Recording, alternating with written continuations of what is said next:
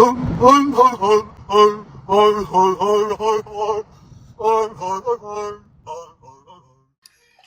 something.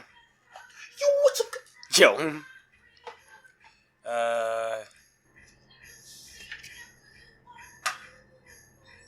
He's gay. Alright, y'all. Raging Radio here. I'm Josh. I'm not your host. Jaden's your host. Yeah, I'm your host. He does the fucking intro for me. But yeah, welcome back to another episode of Raging Radio. Like he said, I'm Jaden. This is Josh. And we saw the Fnaf 2 movie. Yeah, today's video is about to be all about that, basically, my thoughts on it. It's mostly going to be his thoughts, because he's more into the lore than I am. Yeah. I've watched some game theory videos on it, and I've only played up to, like, Fnaf 2. But it's been so long that I've watched those videos that I'm kind of out of tune of it. So it's mostly going to be his thoughts on it. Oh, yeah, and I want to warn, too, Spoilers! Spoilers, but then on top of that, too, I'm not one of those guys who are, mad at the movie because it's not super 100% ultimately lore accurate. We're also not gooners. Oh, right. You people. I forgot. I know exactly what you are.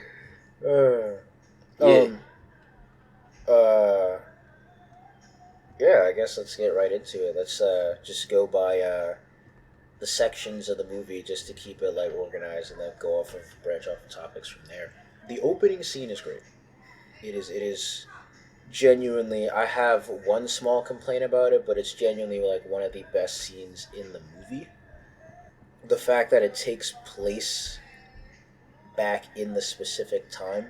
I don't think that was a thing for the first movie. That was definitely not. But the first, how they opened the first. They didn't open the with first movie with the diner open. It was more about. No, they just opened it They opened it in with the soon to be night guard. Yeah. First of all, they did the panning shot of the restaurant and the animatronics, obviously. Yeah, they didn't really go. But then they showed the soon to be night guard, why he got the job, how he got the job. Yeah, and I mean, to be fair, it makes sense now that, ironically we're talking about the first film now, that they didn't go into too much with the first film. First of all, it was the first movie, so of course they weren't trying to go super in depth because budget. And people were iffy about it because it was it ended on, we'll use the power of friendship. Spoilers, that's how this movie basically ends. Again. Well, in a different way, but I guess it kind of makes sense that FNAF 2 was arguably a better movie despite it changing some things, because in terms of games, we just know more about the timing of FNAF 2 than we do for FNAF 1. And the story stuff is a little complicated. But so the opening scene, ironically it subverted my expectations in a way, but I'm going to get into why the rest of the movie doesn't. Because it basically goes into the whole girl who doesn't really hang out with anybody, but she believes super into the animatronics, because I know some of the kids that unfortunately die and are stuffed into the animatronics were super close to them, and first of all, we see a kid get absolutely snatched by Afton in the first 5 minutes. Yeah, that shit was crazy. First of all, I'm gonna find a clip of it. I know it was like a predator snatch too. It was he's just in there in the spring suit, and he's and the kid's oh what, and then all of a sudden he just gets snatched out of the door. I was yo, was that? No, he was trying to lure him in. No, he's trying to lure him in, and then he's there, and the kid's just staring at him, look, and he's and the kid's already walking towards him, and he just snatches him. Yeah. And then, the girl who was, by herself waiting on, which I didn't know at the time was the Baronet. I didn't think that was because none of the trailers initially had... Yeah, that's actually really good marketing. They didn't even advertise the Marionette. And I didn't realize until after, she turned, she was wearing the Marionette's clothes. Everybody... Well, I realized initially, right? But I thought she was meant to represent the crying child. Now, the theory was, back when we were kids, that the crying child from FNAF 4... became the marionette because of like the tears on the marionette's face. That was supposed to be the whole thing until we got the mini game for Pizzeria Simulator to explain why it wasn't true. But like still, and even though in this movie technically her death happens different from the games, which I had to explain to Jaden. Of course, I'm not mad at these movies for being different, and I actually like what they did with the marionette. But well, first we got to talk about how A turns into B. So basically, she like tells all of the adults, "Yo, like, there's this kidnapper," and I mean, like, it kind of explains the whole thing of like, well, yes, I feel like it's kind of dumb that she like when the movie progresses that she doesn't blame Afton because I mean he kind of fucking killed you. I mean, I kind of get it because it's like she was mad at the adults who didn't do anything because she did go around them asking like, "Yo, somebody got kidnapped." And they're like, "Yo, what? No, the one I would have been really mad at was that Karen ass motherfucker." Yeah. It's like, please, someone got kidnapped. Adults are talking. Yeah, that's what I want to talk about. The fact that like adults, because they're older, just automatically think that they know everything. But it's like if you don't have the open, especially the older generation. Yeah, if you don't have the open mind to learn something new every day. You're probably not smarter than your kids, unfortunately. You just have more experience, which doesn't make you smarter. That just gives you experience. It's complicated. But anyway, experience and knowledge are two different basically, things. she decides to be the hero as children are, which is when I thought I knew how this was going to progress going off of the games. So she tries to save the kid, and she succeeds. And this is my gripe with the scene. The whole thing with her like being stabbed. We see Afton like chasing her, and like first I was wondering like why was he moving so slow, but then I remember the spring locks and it's a big ass suit. But then it's like we see like 3 or 4 stab marks in her back, and it's like, oh wow. Yeah. Well, first of all, the kid wakes up after she screams and alerts the parents. No one goes to help her as she collapses, and there's stab wounds into her. Like you see this child collapse on stage, and no one goes to help her. But that it's a movie. We gotta progress the plot. So I'm not complaining about that. I'm not gonna complain about a movie for being a movie. Yeah, we gotta progress the plot somehow. I will complain about dumb things in movies though. But like my thing is like I feel like the movie. I'm not saying the Fnaf movie needs to be R-rated, but I feel like it's held back by its rating because it couldn't even like the way it implied that she was stabbed is because like he was chasing her with a knife. And she ran and got away. And then we see like the stab wounds, but like we don't get like anything like her actually get. Imagine that scene. Like, if it was an actual like if it was R-rated? Like actually like drawn out. First of all, well, if it was R-rated, she probably would have died right then and there. Yeah, because I mean, if you think about it logically, of course, we just said we weren't going to. A lot of things would be different if this was an R-rated movie. Yeah, like if we think about it like logically, like. How was she able to outrun while having stab wounds that killed her in her back? While carrying another child that's probably like the same weight, if not a little bit heavier than she is, because that was a boy. This girl is strong. I'm not going to lie. She got it. I'm not fighting her. To be honest. Like before she even died. This is why nobody want to be around her. They can't beat her. But then, of course, the trapdoors close and the marionette comes out holding her. Which is actually... Why the fuck am I laughing? I'm laughing because of how she just, like, drops into the thing. She just sort of flops down when the doors open and the marionette's just, like, holding her like she's, like, some angel or something. Imagine how much they trained her to, like... Because on scene, that wasn't a green screen. That wasn't a green screen. That was, like, an actual... I would be horrified dropping into, like, a trapdoor like it's some sitcom doing, you know how movies are. They probably have, like... cushion there. Like she's an actor, I would still be horrified. Like I'm not afraid of heights. It's just that like me laying down since as a child, and I get infinity castled.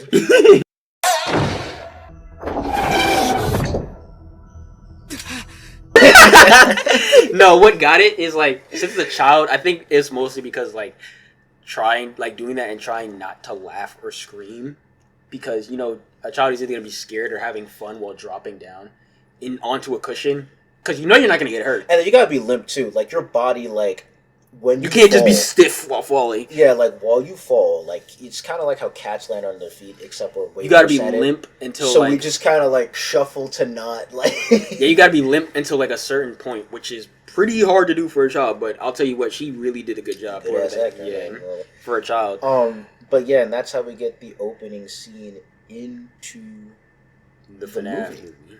Now, initially, my thoughts were gonna be that she was supposed to be the helper because she helped some kid because that's what happens in the game. She's the one who tries to like free the souls and is kind of the controller of them in a way, but she's more like they listen to her, not necessarily the controller. That's how it works in the games. It's kind of how it works in the film, but with the toy animatronics, I wasn't expecting her to be evil is basically what I'm saying. That's what I thought it was going to be because, like in the first movie, they weren't evil. They were trying to kill the night guard, but it's because he's an adult, and they didn't really know that he was connected to one of the kids. But that's where I thought that was going. So the film kind of did subvert my expectations, but I'm not going to lie. A lot of this film is predictable. Like, if you're watching this film, you're like, he's going to do, yep. It's a PG-13 movie. It's supposed to be predictable. Star Wars isn't predictable sometimes. As PG-13. But like past that, then we got like the opening scene of Abby living her life. Okay, so this starts one of my main complaints about. We have the classic kid likes talking to dead kids trope. That's not my like. I'm okay with. No, that. I'm not saying that's the know? gripe, but I'm just saying. My gripe is like they kind of depreciate Abby's character in this film. Like she becomes less. I feel like she's like kind of dumber in this film because she's way dumber in this. She's film. a little vulnerable, but she's like not as brave and like kind of dumb and naive. And of course, she's a child. It made sense. A middle schooler. It made sense in the other movie because I think this took like 2 years later. It's like a year or two.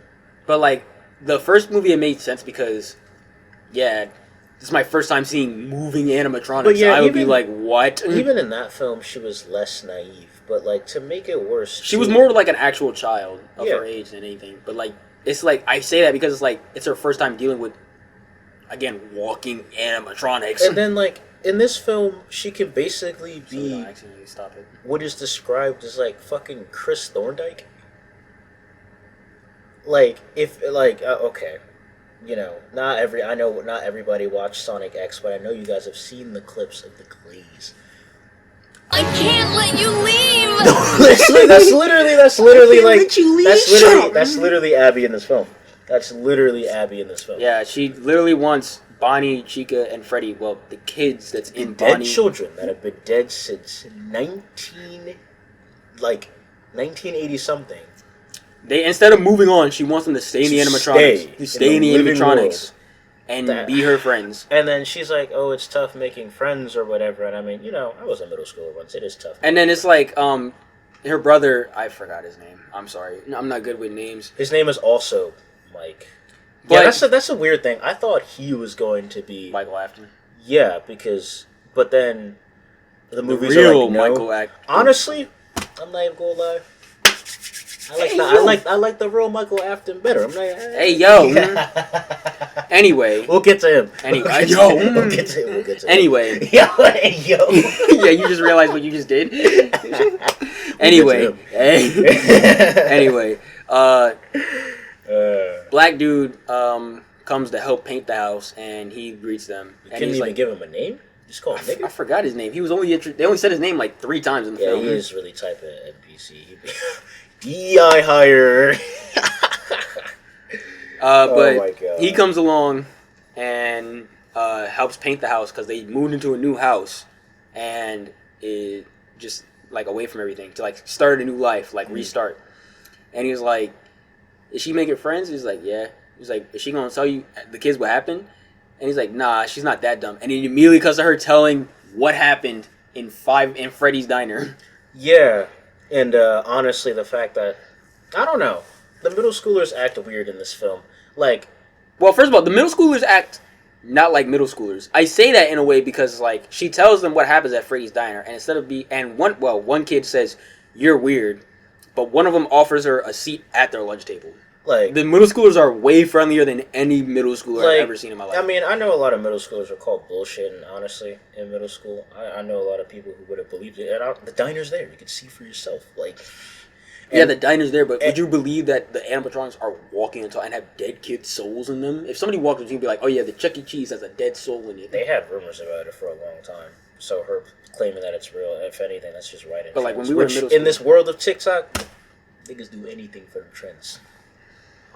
Like, let's talk about now that like she's at the school. Look, I did not go to one of the best middle schools. In fact, a lot of people hated their middle school. That teacher's an asshole. I didn't like some of my middle school, but yo, he was like he was having beef with an actual middle schooler. And then like the fact that, over a doggone science fair, he's like, "You're gonna mess up our 3-year streak, man. Why do you care? Why do you care so much? It's a middle school. You know, little teachers get paid. He's not getting overtime for this. And you know what makes it worse? It's a middle school science fair. Like, I get it's a passion for robotics, but do you know how much depth goes into Afton robotics, guys? You don't even have to play the game. Watch later FNAF videos about Sister Location and Pizzeria Simulator. Man, forget that. There's somebody making a Springlock suit right now on TikTok. In fact, better yet. Let's dot. Nah, I don't want to get to that subject yet. But yeah, like there are like these robot. They invented a scooper to scoop out souls. That's not the peak of robotics. Like this is like. And it's like it's a moving working animatronic also, that has a sentience mode. Also, hold up, can I say something? Yeah. There's this thing called like Freddy Fest or whatever it's called in the movie, where it's like to celebrate Five Nights at Freddy's. I think it's Fazbear Fest. Fazbear Fest, whatever. And she's building like this model Chica in robotics, and he's like downplaying the animatronics because I guess it's modeled after Chica. So it's like, but it's like if you were a real expert in robotics, wouldn't you be like, yo? Tesla still won't even sell us their robots. I don't know how you don't think that's like impressive. Like, I'm not saying it's like it has ChatGPT installed. It was 2002, but like still, at the time of the why the are you being like a two? She at best is like in the 7th grade. We're gonna go like it was the year 2002, and it's like you're getting mad at this. It like people would try to like. I'm surprised people didn't come earlier to steal those animatronics in 2002. Do you know how complicated like those things? And he was like judging it over like what we saw at the fair were like fucking volcanoes and like other shit. And yeah, that shit pissed me off. Yeah, there was a volcano. I think only one thing was actually cool, and it was like a mechanical arm that you can like move with like a controller, and it was actually looking good. If a middle schooler made that, I would actually be impressed. You're in middle school making stuff like this. That shit was so fucking like, oh my god, he pissed me off. And then hold on, let's move on. We'll get into like what he did later. That really pissed me off when the fair actually happened. But yeah, he's like the only character. I'm glad he died. Yeah, well, yeah, we spoiled it, but yeah, he dies. But we're gonna tell you how he dies later. Not like you guys would like him. If you saw what he did, you like him. You like Donzo. Donzo. If you like him, you wanted Diddy to be set free. Oh my god. Oh. But yeah, we go on to Vanessa, who is literally having a panic attack in the gym. Did that happen that early? We cut to her like was it the dream that happened first? No, the dream happened after. I think a dream happened first. That's like what. No. Yeah, a dream. She has a nightmare. About William Afton, because that's her father, and she wakes up. Oh wait, no, that's like before everything we just said. Oh, it isn't? Yes, it is, because she has the dream, wakes up. We watched it like a week ago. Yeah, I'm not even gonna lie. Because she wakes up, and then she calls Mike, and then that's when we see Abby and them. Yeah, but like, okay, so like her character arc too. Honestly, I feel like it's kind of sad because it's like her trying to like overcome. So yeah, I was right. Then it cuts to the gym. Yeah, and it like she basically has to like overcome all of like the stuff that's like going on that she saw from her dad and all that stuff, and Like, first of all, I gotta say this. She has a panic attack. She's like using the trauma as a way to like push through her workout, and she's going like way over the limit. And I thought when her shoe was untied, I thought her shoe was gonna get caught in the wheel, and she was gonna like twist an ankle or some shit.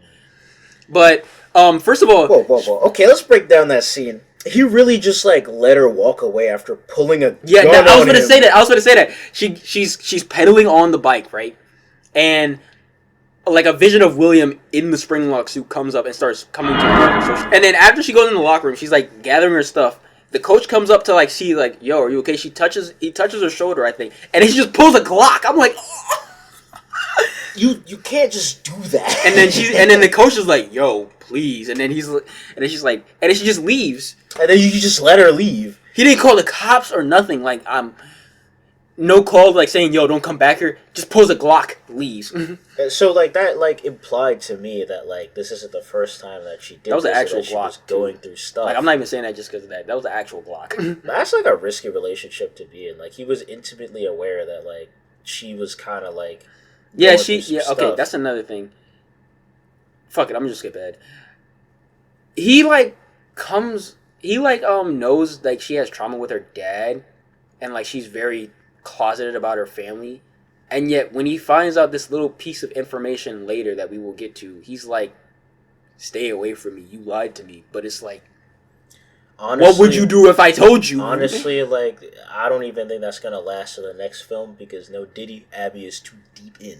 Pause. Yeah, but yeah, like, she locked in and deep. Sorry. We then cut to like after some other shenanigans of like plot. We then cut to first of all, Abby is back home, and she's like on the couch. Mike is going on a date with Vanessa.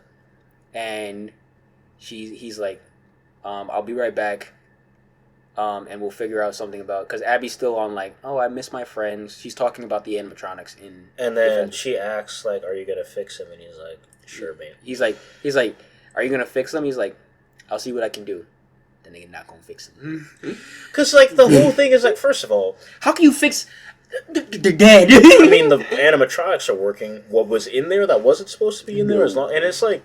The fact that like he couldn't just explain to a middle schooler, they got their justice. They realized they can move on. They were killed by him, Not and us. because they realized that, and now that he's dead, like another thing they were able to move on. Another thing I want to say, I feel like the first FNAF movie did lean into like the more horror aspect of FNAF, because there were like these sequences where like Mike was like having like these visions from the children saying, hey, this nigga killed us.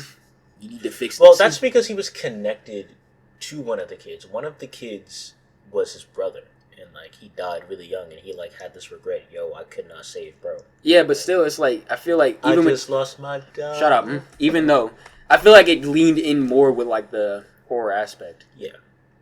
Now, that's not to say that this didn't lean into the horror aspect because of what happened next.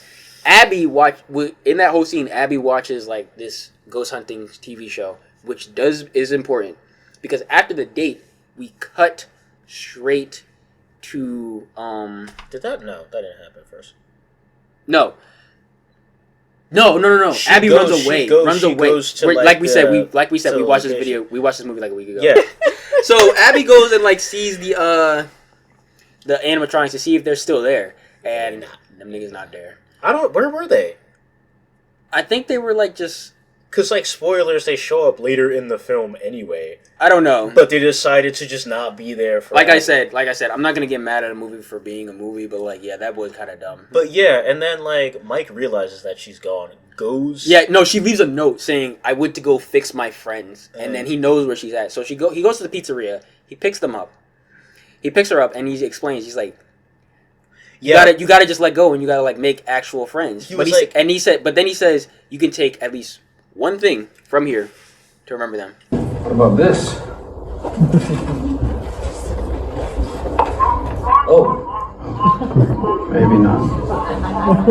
And then she chooses like this little Freddy Fazbear like I don't know what the fuck you would call it. It was like a Freddy Fazbear tablet from the year 3. But yeah, 2003. And then as they're leaving, But in the scene though, this is what annoys me about Abby is it's like he's basically like, I don't know where they are, but I'm pretty sure they went on to the next world because they had no reason to. and I'm pretty sure they're happy there. And then she gets bummed about it. Like I know Chris. I can't let you leave! I'm gonna play that clip all the time. I'm gonna play that clip. Like, but yeah, why would that's so selfish of her. I get it. She's a kid. It's but like, you're not gonna school. let these people live. You're not gonna let these people die, not live. You're This not gonna let them happened in the move on. 80s. You're not gonna let them move on. This happened in the 80s, 20 years ago. Your older brother. It is 2002. Let me rest. Your older brother, like one of his younger brother, Died. died, and he's like an adult. That just shows you how much time has passed, and these people are stuck as children Forever. and then you just don't want them to like pass on and like reunite. These people were younger than you when they died. Like no, like you just won't let them. That's so selfish. That's so selfish. That's the only thing that annoyed me in this movie with Abby. Like that was my that's what I mean by some things like Abby's it was character. mostly in the beginning. It was mostly in the beginning that really got it. Like, cause I guess she like normally like went over with plot for the rest of the movie, but like the beginning she was selfish as hell. But yeah, they leave the cafe. But before they leave the cafe, Mike notices a flyer on the door buried under the Fest things, and it says, "Want to know more about Fazbear?" And he says, it says like some clickbait thumbnail shit like Freddy Fazbear is a murderer, which is ironic when we go into like that scene. But that doesn't come up immediately. So yeah, the next day rolls around. I think no, Vanessa has like this weird dream sequence with Afton, where she's trying to like confront her trauma. She puts herself into like this hypnotic type state with the TV and like some other stuff, and she tries to like fight her trauma with Afton, and it's like this big thing. And I'm not gonna lie, They're making another movie without me. Circus Baby, that oversized clown isn't even in this game. Yes, Circus Baby is for some reason in like the attic. Okay. So lore time. Circus Baby is there, and she specifically sees Circus Baby because in the game, she gets fucking scooped by that. No, wait, I just remembered. She turned back into her kid self right before she saw Circus Baby in the attic. When she's hiding and she's like a child again, she sees Circus Baby when she's hiding as a child. Yeah, so basically in the games, it was an accident in the games, but like, because all of the animatronics in Sister Location... That shit was so disturbing when the cutscene hit. Yeah. Like, all of the animatronics in Sister Location are made to contain children. They're made to kidnap children because he was, like, experimenting with souls at the time. So the Circus Baby thing is supposed to be like, oh, like, it was basically supposed to say that, like, she was supposed to be in Circus Baby, but I don't know if Afton was going to actually do that to her. I deadass thought, like, when she found that, like, in the dream sequence, she was going to get fucking scooped up by the fucking thing. That would have been way scarier. But no, Afton finds that oversized clown isn't even in this game. Which let's talk about it. Justice for Golden Freddy. Shadow Bonnie makes an appearance for a frame. One frame. No Golden Freddy for 2 films. Golden Freddy didn't even make an appearance for even a second. Honestly, I thought in the first film they ruined that. Like, I thought in the first film the It's Me thing was going to make an appearance, and that Golden Freddy was supposed to be Mike's brother. I thought that's what that was going to be. But then I also understood why not, because I thought that Mike was also Michael Afton, and therefore that doesn't make any sense. I thought they were going to pull like a when I first went to go see the first one, I thought they were going to pull like one of the with Golden Freddy, like, you don't understand my anger type bit. They don't even reference him. They do not want this, and like, spoilers, I only think there's going to be 3 films, and I'll explain why later in this video. We will never see Golden Freddy in all 3 of these films, and that's so sad. But we got Circus Baby. Anyway, Vanessa wakes up. Well, no, Vanessa kills Afton in the dream sequence to, like, I guess, release herself from his, like... I'm sorry, I couldn't take that scene seriously. Like, I love the casting in these movies. You can't take a Shaggy death seriously. There's this no, hold up. I'm gonna put it on screen. There's this one frame in like where he's like in a newspaper and it's like young William Afton, and I'm like, I'm like in the theater with Josh. I'm like, I swear I can always see this guy as Shaggy. He's like, cause he's Shaggy, but I'm like, no, in this frame he looks like Shaggy. I'm like, you can't. In this frame he looks like Shaggy. Like, don't get me wrong, he might be intimidating in the third film. Because come on, we'll talk about. I mean, he's gonna be a walking. We'll talk about the after. The end credits. The end credits like scene, but like there's gonna be a third. Also, props to the Five Nights at Freddy's production team. They put a Living Tombstone song at the end of each movie. Yeah, that was pretty sick. But like, yeah, it's like I can't take Shaggy seriously, and that's not his fault. He's He's not just Shaggy. It's not. We all know him as Shaggy. I can't. You know what would have been funny? Like, this is even lore wise. What if they just gave him like a brown Great Dane, like as a pet? That would be so funny. Now, for context, you guys are probably wondering why we keep calling him Shaggy. Yeah, some of y'all are probably too young to even know what we talking about. Yeah, but basically, like the year this movie takes place in, I think. What did it might actually be 2002. Wait, is it actually? If it's actually 2002, that was it was a very long time ago. June 14th, 2002. Literally, the year this film takes place in, he was Scooby. He was with Scooby Doo. he was Shaggy, and like that man. Imagine Scooby in the game pulled up for the investigate Five Nights at Freddy's.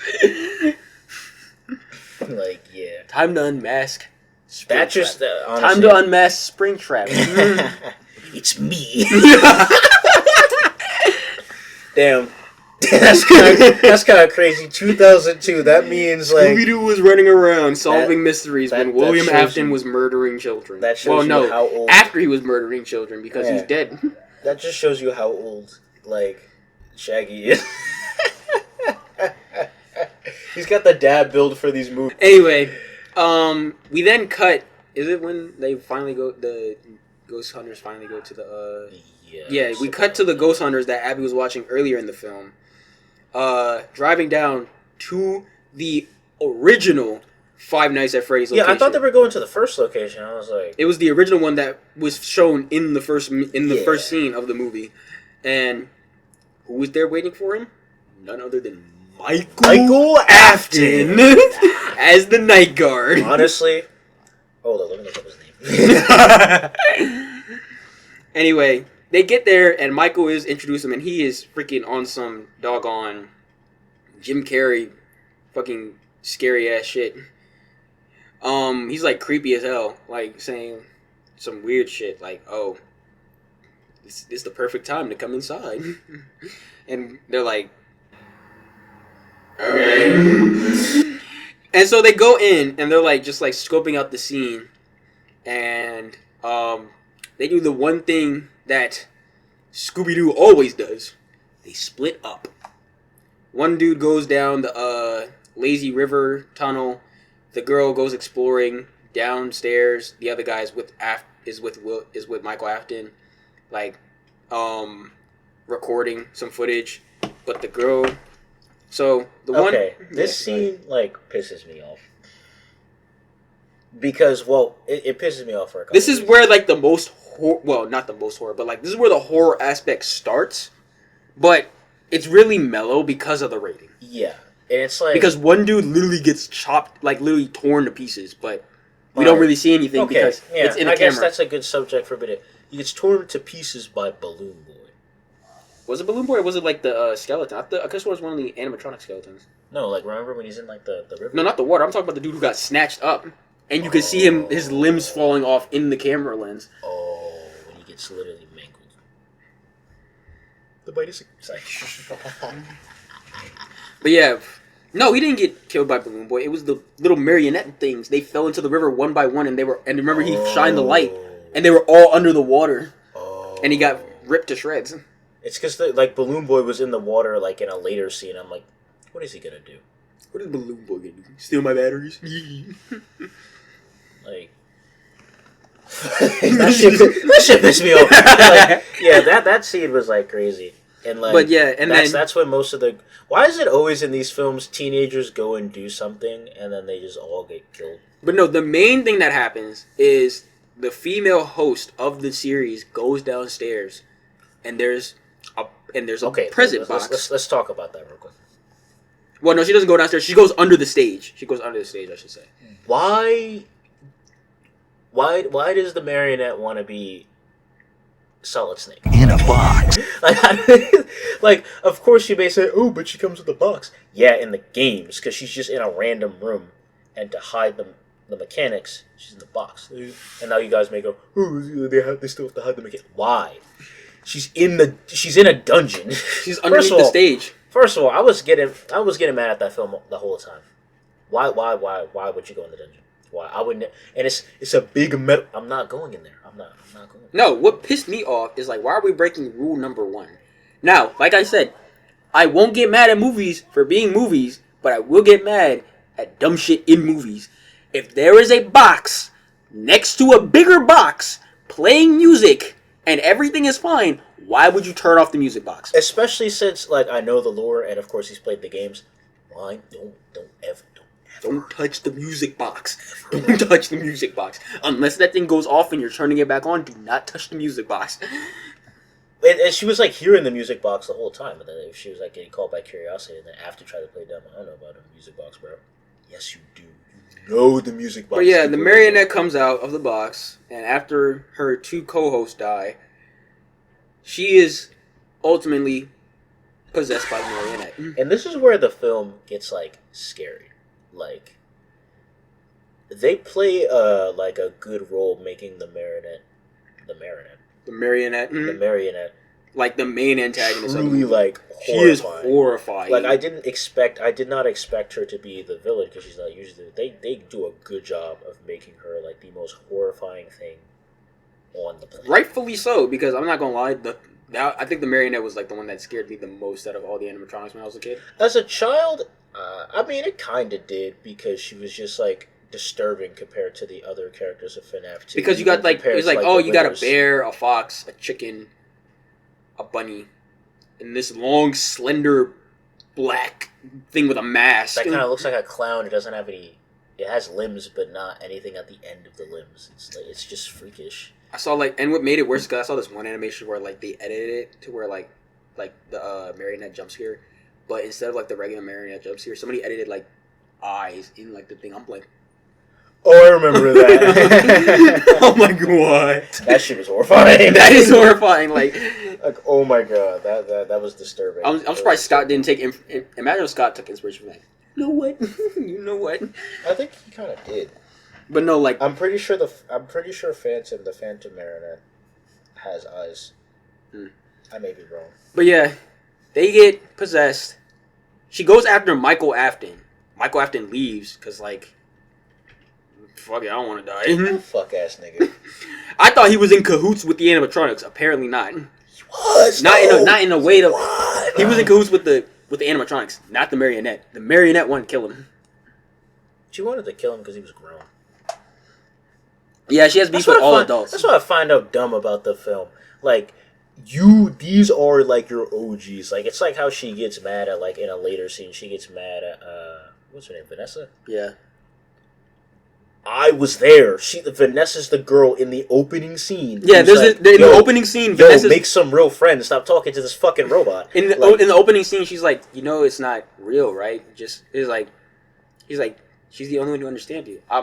If I could pause the movie right there in the theater, I would be like, she's a robot. She's a robot. Anyway, but then she's like, she'll still be there if you come have a piece of cake and pizza with us. Come on, let's go have fun. And she's like, nah, I'm good. And then she's the one who, like, originally gets her in the box. And then she knows. And she hold up. First of all, she keeps her there in the box. She's the one who placed the music box there. Vanessa's the one who placed the music box there to keep her asleep. And then even while she was there, asleep, she knew that Mike was there. Now, I don't know if it's like a thing where it's like, oh, William Afton was her father, so she has especially beef with her. But that's never mentioned in like a clear way. But she doesn't have beef. They were friends. She literally says in the movie, "I don't hate you." No, bro. but I'm saying I'm just trying. I'm saying like in like the thing, she's like having beef with her, not just because she trapped her, but it's like your father's the one who killed me.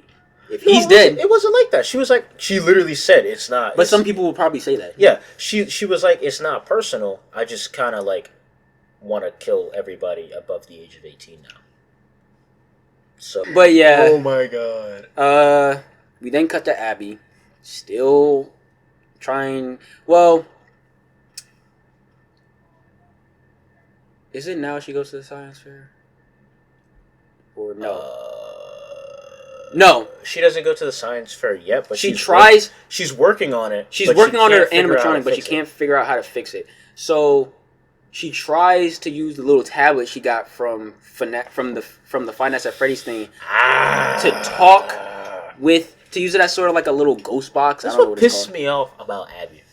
She tries to use it as like a little ghost box to like communicate with like the dead children in If FNAF. I was dead, I'd hate Abby. I would have went over the mic myself. It's like God would have been like, just leave her alone. Nah, leave me alone. I'm in heaven. But not even that. You glaze. First of all, she could glaze the whole film. But then on top of that, which is so much worse because they was taking toy, she stopped glazing her in the film. But past that, if anybody tells you that they're me and that you just believe it, I could have just been anybody. Like, I would have hated you. Like, oh my god. And then she like basically the marionette. I keep saying the marionette. Marionette. The marionette lies and says that she's Chica, and then she directs her. Yeah, she goes over the little ghost box Freddy tablet and says, "Abby, help us." And how did she's that like, work? Did she go in the security room on the computer? Did she know the password? She didn't know the password. How did you direct her? No, yeah, hold up. Because like Abby rides up to the first location of FNAF, finds Chica, thinks that they're the same people, just in different animatronics, and which is stupid. But Toy Chica, Gooners, shut up, is like, "Hi Abby, we miss you, but first we need your help." And they direct her to the control room to like put in the password so they can leave. But it's like, if y'all Wait, no, that didn't happen yet. That didn't happen yet. Does she go to the? Basically, Vanessa went over there. Oh yeah, Vanessa did go over there. Why did she go over there? She went over there, I believe. She went over there for. Oh, I remember now. This video is gonna be so horribly edited. Okay, so since I know what comes next, I'll just pick up where I left off. So flashbacks. So Mike, not Afton, is like, "Why didn't you tell me there were other dead kids?" And then she was like, "You weren't even supposed to know about the other location." And then, Mike is like, "Okay, but there's other kids and I want to know about them." So then, no, that doesn't happen yet. So, but like it's briefly mentioned that he's aware of the kid who died. So then after that like lures Vanessa in to be like, "Yo, what's going on?" Because like Abby then goes like missing, trying to figure out how to fix it, and then you know how like, and then it's like briefly like mentioned how Abby draws stuff a lot, which it's not mentioned a lot in the film. This film, it wasn't mentioned a lot in the last film. So then I guess for the sake of plot, Mike is like, "Oh, she's been drawing like a river," and then she's like, "A river," and then she basically has like a PTS. Remember the meme, the original meme of like it zooming in on her face? She basically does that. She does a freaking It 2 lock-in moment where like he shows him the fucking prophecy of what's going on. And then like she's like, "Oh no." She went to that other location, and then he's like, "What other location? Why did so Vanessa goes first, and Mike soon follows her. But before that, she basically goes in the room because she realized the dungeon. She goes into the dungeon because she realizes there's no music.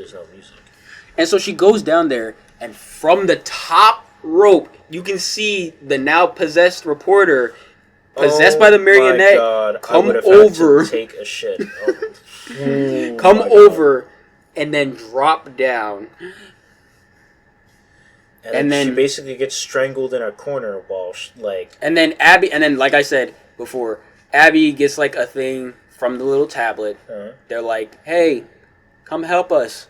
She goes over to the Fnaf location, and it's like, and then she meets Chica, who she thinks is the same kids in a different animatronic, but she's like, "Abby, we missed you," and she hugs them. Also, the Foxy disrespect needs to be studied.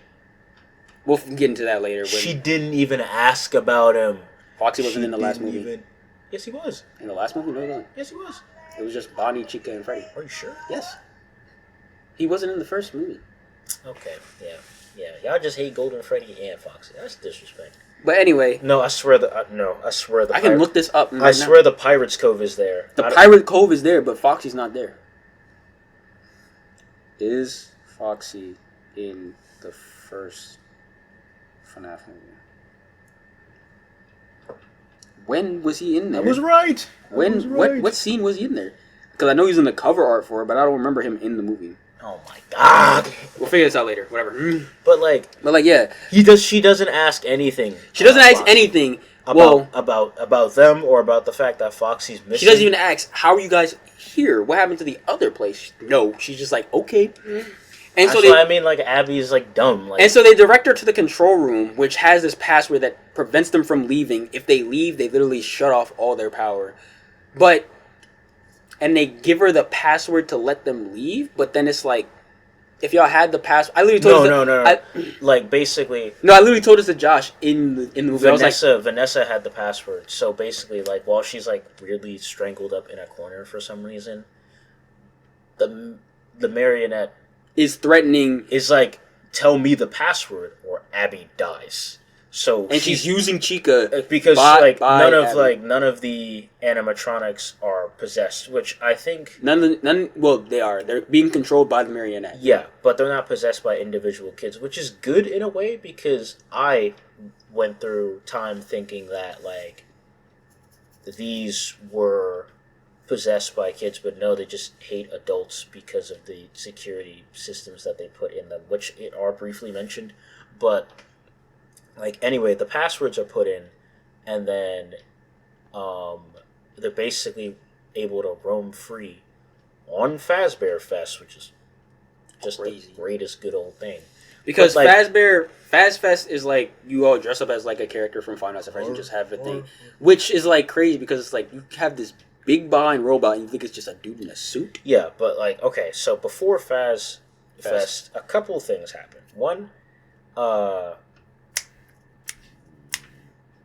Vanessa gets saved by Mike because he shows up, and two, oh wait, no, we skipped the part. Mike talks to Henry. No, wait, we skipped the part. What part? She went to the science fair before she came back and got him because remember she brought Chica back. Yeah, you're right.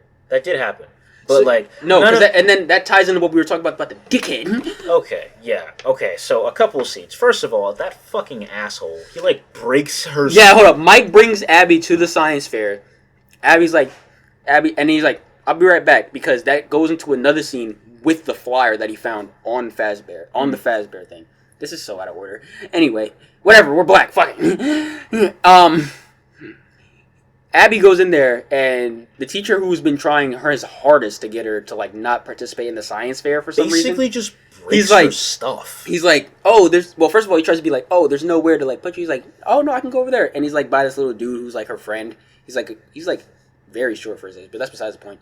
And he's like, oh, okay, let me just, he takes it from her, and her being a kid, she lends it to him, because he's like, oh, let me just find a place to have it. And then, you could tell he did it on purpose, because he turns away from her, he doesn't drop it, he full on slams it on the ground, and it's like, oh, I'm sorry, it was an accident. It's like, oh, it wasn't that good anyway. You wouldn't, you wouldn't be able to get away with that. Like, that's just like, you would put your job on the line. And then it's like, if this wasn't a FNAF movie and I knew something was going to happen to him, if my little sister comes home and is like, my teacher broke my science project. For something I've been working on for like 2 weeks to a month, you're getting fired. You're getting fired, and then once you off that school grounds, I'm going to put fire to your ass. I swear. What is wrong with you? You're beefing with a middle schooler. You're like 55 years And you're like in your 50s and you're beefing with middle Like, schoolers. bro, that had me. So yeah, she gets sad, and then I can't. Do they contact her again, or does she just go to the place? She straight up just goes over. She goes over to Five Nights at Freddy's. to take and then Chica. she wants to take all of them, but then she's like, Nah, just Chica, man. and then she's like, wait, there's no room on my bike. So she calls a taxi, and the Shogun himself is in the front seat. And then, of course, the classic bit, he gets in there, and he gets scared by them, and he's like... And then they like reference like the fact that Toy Chica normally doesn't have her beak, which honestly is fucking horrifying. I don't know why they did it in the games because it's horrifying, but I'm glad they referenced it, but that was like the only... It would have been better if that, they like, referenced got me. it when she was in the room with the guy, and she was just like killing him. That would have made the scene way more horrifying. No, I think she did. No, she started to be gone. I thought she took off the beak. Mm. Okay. But yeah, she Abby brings Chica to the science fair, and he's... But before that, we gotta talk about Henry. Yeah. This Mike man- Mike calls the number This or goes to the man- address on the flyer, and he meets... You can take this scene away, because it's a lot of lore that you can This talk scene had me. So they don't initially reveal that his name is Henry. So when he's talking to the guy, I think he's just like a random guy, and like she's a random girl. You know, of course, the one who died in the marionette, and he's like the parent of him. But I don't think there's any. I initially don't think there's any significance to it until he mentions that his name is Henry. This had me. So As soon as he said his name, Henry, I sort of like instinctually looked to you. I saw your like mood change. He was like, Henry. So in the games, Henry is not only the guy on the tapes for Pizzeria Simulator, but he's also the co-founder and business partner of William Afton. So he is half in this mess as Afton is. Of course, not murder-wise. That wasn't really his thing. I think they parted ways before he started murdering people. No. Like I said, I'm not caught up. It's after he found out that he was murdering people. That's when they parted ways. They were like basically the yin and yang. Where like, at least in the games, Henry's like, oh, these robots could do a bunch of things, but then, like, Afton realizes that like you could possess robots in like with souls, and he's like, well, I'm killing niggas. Killing children, not niggas, children.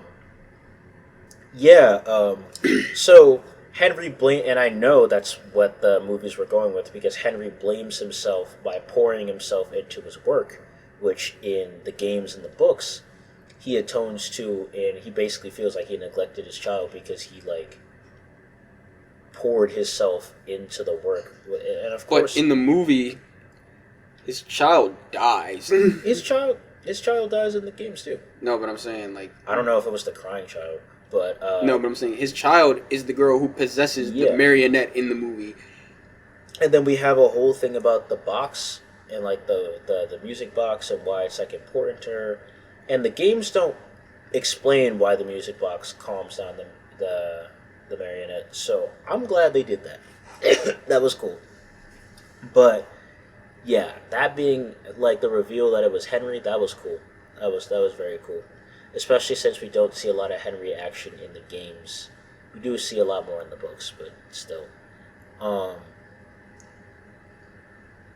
But yeah, that Henry scene is honestly one of the best scenes in the film. They really go into like deep, and that's where we saw like the newspaper thing where it's like that's Shaggy. Yeah, he played Shaggy. No, he looks like Shaggy. And then that's when it's revealed that Mike reveals that like it's the main location, and he realizes, and that's when he goes over there. And then he's like he looks at a newspaper of like one of the kings. He's like, why is there a river? He's like, the first location had a river. First location. And he's like, yeah, the original location had... It's like, but on top of that, too, Henry, because he's a co-founder, mentions that there are a lot of locations, which is another thing significant. Will they dive into it? No. Like I said, there's only probably going to be 3 films, and how the... Damn! and how the lore of FNAF 3 works, it's not necessary to have another location. But still, Unless what happened in the end credits. Unless something that happened in the end credits cycles into the next one, but we'll talk about that when we get to the end credits. But yeah, and that's basically when the film just like starts to take off. Yeah, that's where like the climax of the film and every action starts to like happen. Yeah, like a bunch of stuff happens, and honestly, this film obviously had a lot more budget to play with, at least in the animatronic aspect, because nothing CGI. And that it shouldn't be CGI because it's supposed to look stilted and uncomfortable. Hey, it's better. I got scared. I was like, please do not make the animatronics use AI for this, please. I was actually scared that they was gonna do something like that. So especially with all my PC gamers, the RAM shortage. So like now that like all of the toy animatronics are out, which also like when Mike sneaks in, the withers are like shown, which yeah. we see the wizards, and then all of a sudden, and then this kind of like piqued my interest because I was like, we see the dead reporter's body, and I was like, if she's there, where is the marionette? Well, we find out later in the film. But we'll get to that in a minute. But, yeah, like, I thought for the longest time that the Withers were just the original ones in FNAF 1. I know FNAF 2 is a prequel, but, like, it is mentioned that they were cleaned up a bit for, like, a reopening, but still. Mike finds Vanessa in a locker. And then she's like, take down the computer. Well, I go do other things. And then yeah, they go down the water thing, and that's where Balloon Boy comes up. That's like, what is Balloon Boy gonna do? Yeah, that was dumb. I was like, these things are made out of plastic. He's gonna get crushed out of. And then they had the audacity to play this like scissoring blades on. What, the propeller hat gonna cut my finger off? Now you know that propeller hat has the motor of one of those things with the Pez. You know, where you had the fan and had the candy in the bottom. Don't. That motor got the same power as like the freaking doggone freaking tambourine monkey. But the reason why I mentioned why Vanessa tells Mike to stay is this is basically when it turns into a FNAF movie. Yeah, as soon as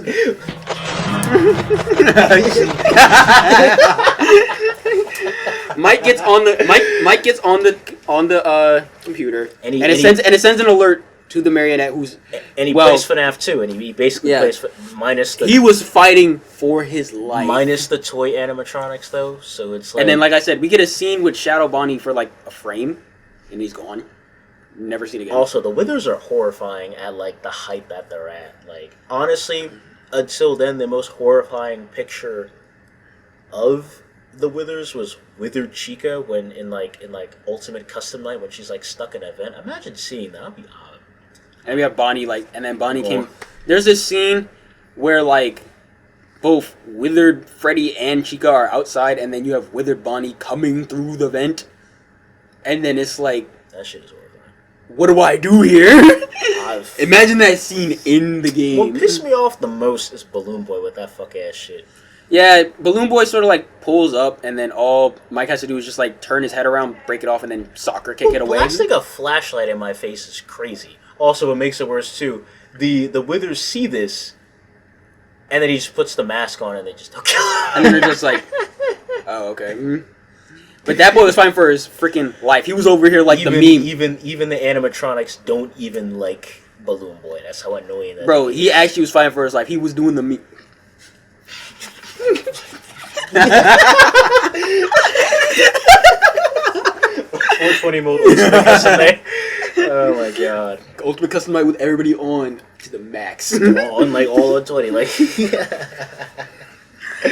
But yeah, then Foxy pulls up, and we already know what happens when Foxy pulls up. It be the night guard. It be the night guard. It don't work on Foxy. Even Freddy was like, "That's Freddy, but you're Freddy." It be the night guard, and then but finally, they actually do pull it be the night guard, and Mike is able to put the password in, and all the animatronics stop moving. And then like it just gets fucking dark. Well, past the fact. Well, that, first of all, while Mike, the security guard, while Mike is trying to put the password in, he's on the phone with Vanessa, and Vanessa is driving off. But Mangle is on the car. That shit was horrifying. That was a scene like straight out of fucking Ghostbusters. Like Mangle's on the car crashes, and then she's like fighting for her life in the car until she like finally gets like him off. And like the and then this car's riding by. Imagine seeing that driving home. It was a Ford F-150. But what makes it worse is like Fazbear Fest happens and all the animatronics are out and they're like trying to kill like adults, and then they go. Which, first of all, it's like they go to the adults that were at the birthday party. One of them already has another kid. Yeah. First of all, Toy Bonnie sneaks into a child's room and is like, I need to go talk with your mommy, so stay here. Like, the fact that you got these niggas IP, and then you But before... yeah, but we get to one of the best parts of the movie. The teacher been died. Yeah, but no, we just forgot to talk about it. The teacher goes back after Abby brings Chica to the science fair, and he goes to like get something from his office. I think it was his car keys. And as he's walking back, first of all, Chica's eyes are shown into like this closet, and instead of steady walking away, he goes and looks in the room. Would have been booking gone. it. and then he was like, I'll give you homework answers. And then she's like, I just want to see what's going on in your head. And then she crushes his head. Homework answers? I'm offering money, not answers to homework or like a free grade. If it, like, but yeah, that's how you know it was 2002. If she this ends was up modern America. Just don't kill them. She ends up crushing his head, and then that was the most satisfying death in the movie. And then they're just all just like out, and then somebody thought Toy Freddy was like a guy in a suit, like during Fast. But like yeah, after they almost fucking kill a bunch of adults, they get deactivated, and then before they get deactivated, Vanessa rams her car through this person's yard, and Mangle freaking dive bombs on Freddy from the impact through the thing. Oh my god, this shit is funny. Imagine seeing that. Somebody slowed it. Somebody slowed it down. Freddy closed his eyes before he like got hit. He just accepted it. Like but like this scene is funny and also fucking horrifying, and this is when it was horrifying because Toy Bonnie literally grabs a knife and tries to kill this mom. No, not that scene. No, but he literally tries to kill the mom in front of her daughter. Like, yeah, that was crazy. But, like, what gets me is it's, like, after, like, they all get deactivated, and then Mike's like, why is one still, like, active? And then he's like, wait, that's my house. That's my house. That's Abby. But, like, what's crazy, too, is it's, like, this goes from, like, funny to, like, horrifying. Because, like, in seconds. Like, first, Abby is asleep. Like, she's about to go to sleep, and then Chica pulls, like a Tom Holland, Mr. Stark. No, she hears she stuff. Just fucking no. She hears some stuff going on in Chica, and so she turns around like, "You good?" And then this is the only jump scare that got me in the movie. The marionette is in. Chica opens up, and the marionette just pops out like it's an actual jump scare from the game. I was like, "Oh!" Like that's the only jump scare. That shit was fucking horrifying. That was the only jump scare that's the only jump scare that got me in that whole movie, bro. Like I was like, "Yo!" Like I didn't like jump, but I was like, "What the fuck?" That was the most disturbing part of the movie. That shit will live. Like I'm telling you, they made the marionette. They made the marionette, especially with this next scene. They get first of all, Vanessa's car breaks down because of the whole Mangle attack. But then, remember black dude who was helping him with the pain? DEI hire is back, baby. So he's on his way, and early in the movie, she was like, he was warning Mike that she was crazy, that she has crazy eyes. And as soon as they get to the house, he's like, "Yo, tell me what's going on." But she rushes in the house because the marionette is like could be hurting Abby, and he's like, "That bitch crazy." But then she gets in, and the marionette has possessed Abby, and it is the most. They did wonders with the CGI on that. They did wonders. But like, what makes it it's crazy it's too? disturbing, but like the only reason I didn't take it more seriously is because she reminded me of like this one frame of Pomni from the Amazing Digital Circus, and I'm gonna put it up on screen. I'm gonna show you later. What makes it worse too is like I didn't feel bad for Abby through this scene. She got what she fucking deserved. Like, she was so stupid throughout this whole film. What the fuck did you think was gonna happen? There was like this disturbing. Like- There was this disturbing scene where like Vanessa's hiding, and then she's like, it's like a nod to early in the film. He's like, "Don't you know the first rule of hide and seek? Always check behind the door." And of course she's not there, but it's like that whole thing. Imagine the marionette hunting you in your own house. Also, now that I think about it, everybody in that stupid film is dumb. Because, basically, like, Mike comes in and he basically acts like the music box is, like, fucking the cross in Kryptonite. holy water. Because Vanessa's about to get strangled by the marionette, and Mike comes in with the music box in this weird stance. He's like it's doggone, The power of Christ like compels it's you. like it's doggone Priest and like it's the doggone movie Priest in 2008 with the vampires. No, with the vampires. I condemn thee. And then, like, And then she goes, and then the marionette sort of just like slinks off. but it's like shown through like a mirror or something. Like, and I'm like, they just thought that she just like went away and then nothing happened. It was a But- full ass whatever. animatronic. We'll get That's into what I it. mean by like everybody is dumb. But like, and then they turn off the music box after Abby's done possessed. I'm like, why would you turn it off? Why would you turn it off? because but- they thought she was gone. But Vanessa For some reason. But Vanessa knows. That's the music. what I mean by everybody's dumb. Oh my god. But anyway, the other animatronics come up: Mangle, Toy Bonnie, Toy Chica, Toy And Freddy. they're like back. They're like, nah, bro, you're not gonna let. And guess who else is there? Michael Afton. But like before that, a bit of context before that. Before Mikey gets to his house, he's like, I know you guys are dead, but like, Please help. Abby needs you. Please, one more time, please. he said just one more time. Just run it back. Run Run it back it one back. more time. Run it back. And then like, Michael Afton shows up and he's like, He has his whole villain monologue. yeah, he's like, yeah, that's my sister. I'm gonna continue what I did. And He's like, I it is mean, our father. He's like, Vanessa, you should help me continue our father's legacy. Legacy. no. No. And then Mike's like, sister. He's like, yep, that's my sister. she never mentions me. I wonder what. I wonder why too. He was on this Jim Carrey. Says like, yep, that's my sister. Like some dog on Ace Ventura type shit. Like you're not all like the descendants of like murderers. And then it's like after that, he's like, okay, so now that I some reason have control of the animatronics, but the marionette didn't like me. It's weird. I'm going to kill you all now. And guess who shows up in the nick of time? Foxy and the old animatronics. What they should have done, they missed the. Yeah, they missed the opportunity to do the Bonnie, the Bonnie punching, the withered Bonnie punching toy Bonnie meme. and and then Freddy just like looking over. I wish they did that. Oh my god! But yeah, they defeat the animatronics. We'll use the power of friendship. Yeah. Honestly, when I was And then Michael when we Afton- were watching it in the film, I was like, when like Freddy gets Toy Freddy, he was like, yeah, you're not the. I was telling JD, yeah, you're not the real Freddy. You're not the real Freddy. And then Michael Afton tries to run away, but then Black Dude falls on clotheslines him, and I guess he gets arrested. No, nothing really resolves in the film. But then Mike tells Vanessa, "Stay away from me. You lied to me. You didn't tell me you had a brother." And they sort of just leave. And then Vanessa's in the doorway. And then guess what happens? and then she gets caught lacking because she was caught in And then she's despair. possessed by the marionette. And then the movie ends. Like it's like, yeah, I mean, overall it was a good film. Had some weird like gripes. I'm like, I feel like it's held back by its rating.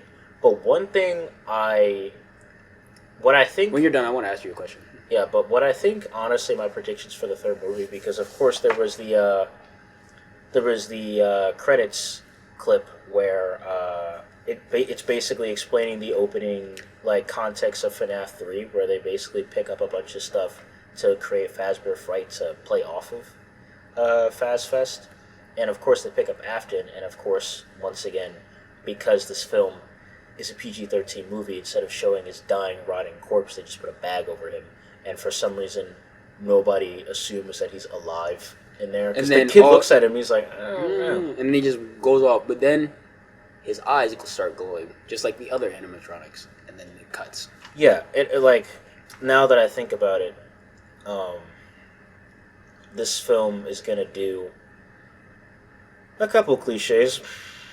Number one, either A, Vanessa's not going to be possessed by the marionette anymore, but she does play a good role in. Not a good role. She does play a big role in FNAF 3, so she probably will be there, at least in the games. But my prediction for this When is... the first movie came out, Security Breach just came out, and I thought they named it Vanessa because of Officer Vanessa from the doggone thing. Until I started like looking back into like FNAF lore, and I was like, oh, It's probably named because of that, because like if she was like if they were going off of the game, she wouldn't be in any of the films until it was time for sister location. But my prediction is this is going to be like one of those cliches where it's like the third movie, so there's like 3 villains, kind of like the Spider-Man movie, Spider-Man 3. Because but they did that right.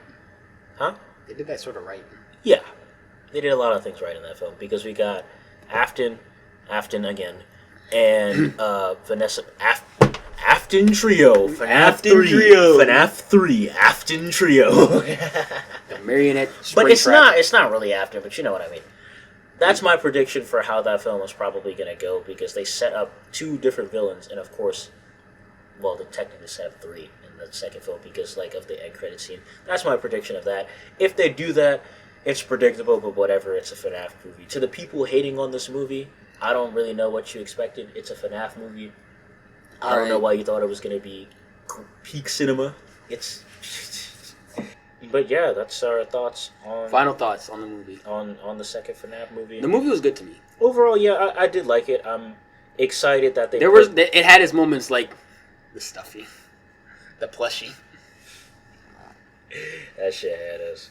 But like, I think it does a better job at world building and setting up than the first film does, which obviously... The way they ended it can go either way. Yeah. It can go a lot of different ways, actually. It can go out just straight to like FNAF 3, FNAF sister location. They have a good way to set up for sister location if they do it right, or it can go in the way that he said, Afton Trio. I think it's probably going to be the Afton Trio, because that's just like so much easier to do. It's Michael, don't leave me here. And I think they might make like my guess is like if they wanted to do the other games that are relevant. Honestly, Paramount, if you're listening, doubt it. And Blumhouse, I actually highly doubt both of you are listening, because FNAF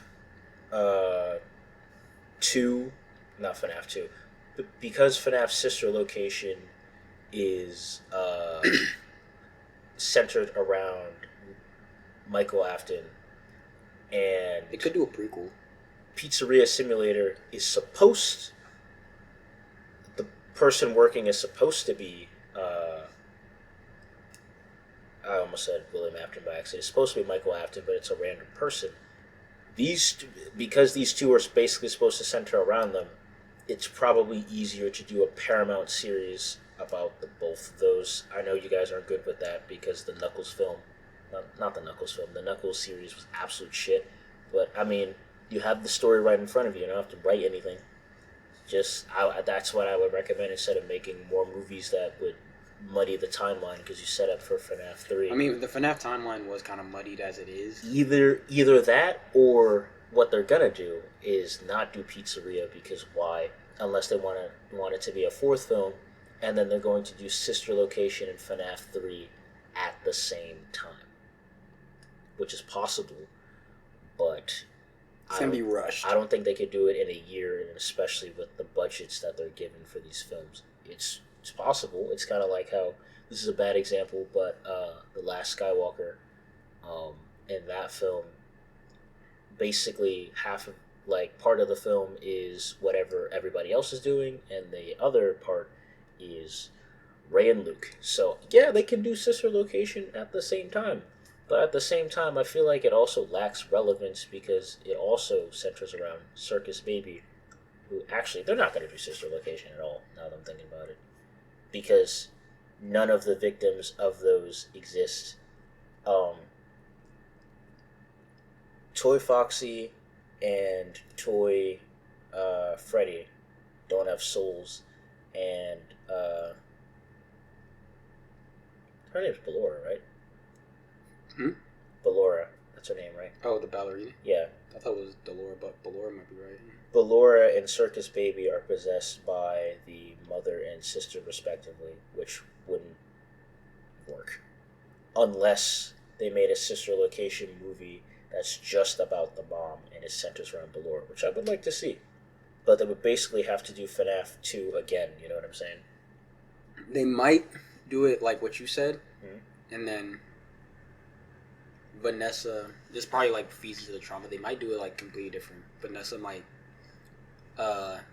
stop Afton, and that's why she was like off in the first movie. It might be like a prequel. Like she put like Afton put her mom in like Ballora, and he was gonna put her in Circus Baby, but because otherwise, why would Circus Baby be in her dream unless she already saw Circus Baby? It might be something like that. Well, the dreams are paranormal, so she doesn't have to see them. But I'm saying, she was like, she looked at that for a while. It's not like it was just like a flashing thing. Yeah. I'm looking at this from like a storyteller's point of view. Honestly, what they may do as well is it's like, so Afton doesn't kill his wife. She died of grief because the kid in FNAF 4, which That's is another thing they could probably do. Huh? That's another thing they could probably do. They could Yeah. probably tie into that. Because the kid in FNAF 4, which I wish FNAF 4 could get a movie, but there's just no way in this cinematic universe it could ever work. Like, it's about... Now watch they put a 180 and actually try to make it work. Yeah, it it's about Vanessa and... Mike and Abby. No, it's about Vanessa and Michael's... We have to say Mike and Michael. It's about Vanessa and Michael's younger brother, which... It would make sense because it would show why Michael's a shitty person because, spoilers, he's Foxy Bro in the games. So yeah, he killed his brother. Yeah. And that's what kicks off FNAF 4. The fact There was that this it's his hospital journey in a coma, and because you can dream There in a was this coma, one that's his video dreams. on YouTube. I don't know if it got taken down, but I can't find it. And it was like through the POV of that brother, and where he got his head put in the Freddy helmet, and then when it clamps down, it's like, I don't know if it's still on YouTube or it got taken down or they just deleted it. I don't know, but it was like so. It was disturbing, even because I was young back then. It would be quite disturbing. Even like the mini game is disturbing, honestly. But like, as much as I would want to see FNAF 4 as a movie, it's not fucking happening. And honestly, there's no way they could get away with it being PG-13. It would be scaring motherfuckers shitless. Like, Scare most adults. like, holy God. Like, but yeah, I completely dismissed FNAF 4, but yeah, like, so basically, Because you said there's only going to be 3 movies. William's wife dies of grief because in the games, Vanessa dies, and then of course the crying child dies. That's 2 fucking children. And then she just dies of grief. So then she basically becomes the Ballora. What? What if? I could be wrong. Actually, it might make sense for like... I could be wrong, but like, what if it's like this? Circus Baby was there because that was William Afton's daughter. Do we know the name of the daughter in the games? I just heard her name. Her name's Elizabeth. What if Vanessa is adopted? Maybe, who knows? Because like you said, Vanessa and sister security breach. So what if what if she actually did go? Well, no. What if she was adopted by the Aftons or taken in somehow, and then the reason she saw Circus Baby was because she actually saw when Elizabeth got scooped up by Circus Baby. Holy fuck. Yeah, they got a lot of directions they can go with this, but honestly, my prediction's probably the trio thing, because budget, but I would like to see more interesting thing about other games as a fan, and also, the movies are doing decently well. Like, despite how much people like to complain it's not that good as people chalk it up to, We're still buying tickets to see it. they make a lot of money. Like, these films make a lot. It wasn't making Demon Slayer money, but you don't need to. I don't think that. any animated movie this year is But gonna clearly it come made, halfway to Demon Slayer's budget. But clearly it made earnings. enough to, like, spawn a sequel. 40 million in 2 weeks. Yeah, that was crazy. But anyway, that's our thoughts on the movie. Yeah, that's the thoughts. We've dabbled enough on theories.